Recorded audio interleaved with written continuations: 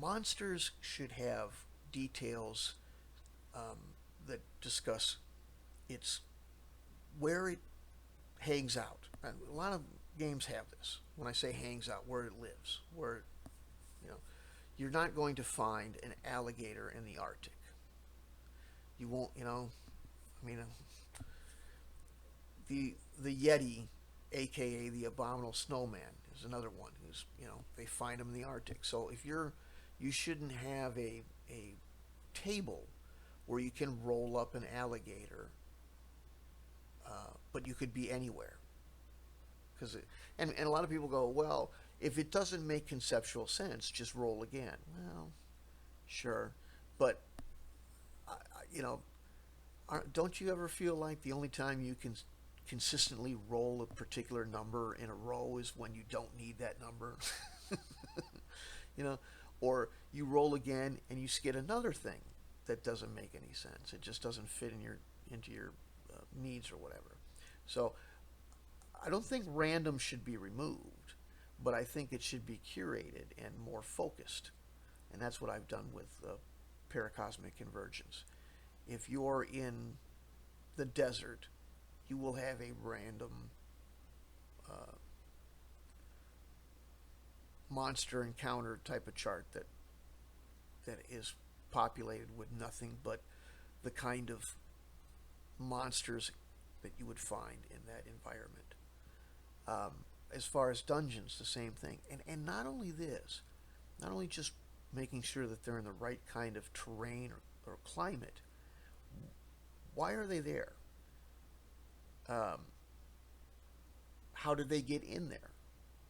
If you can describe to yourself, you don't even have to do this to the players. This isn't really about something that you do during an adventure, but when you create a dungeon, think about why there's things in there. How did they get in there?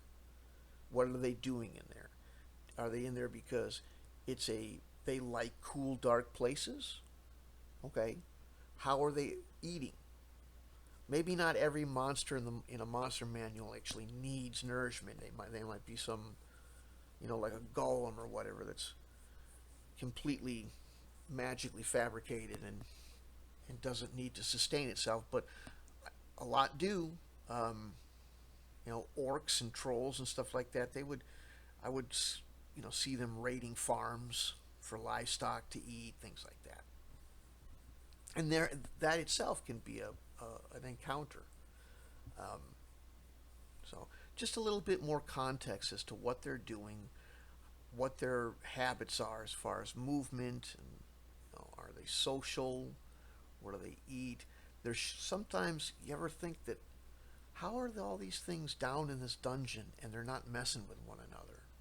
You know, if they wander, what if they wander into a room that has another monster in it? Do you think they're all on the same side? Do you think Don't you think maybe you might ever see something where there's two different species just going at it because they cross paths and hate each other, or are competing over the treasure and or the food or whatever?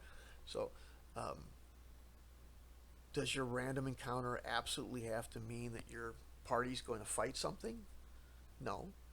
Maybe it's going to fight itself or another one of its kind for territory or to impress a mate or something like that. So just think they should be a little more fleshed out. And I've done this in my RPG where I've curated the random tables so that they fit contextually with the environment that you're rolling on. And I've added in a few things. What's the primary nourishment? Uh, what are the migratory habits and why? Where do they tend to bed down? Are they nocturnal? Things like that. Not all of this has never been in another role playing game. I'm not saying it's 100% brand new or revolutionary, but it's a rarity, and um, I just feel that a good adventure would treat monsters more like they treat NPCs. and that's what we plan to do with ours.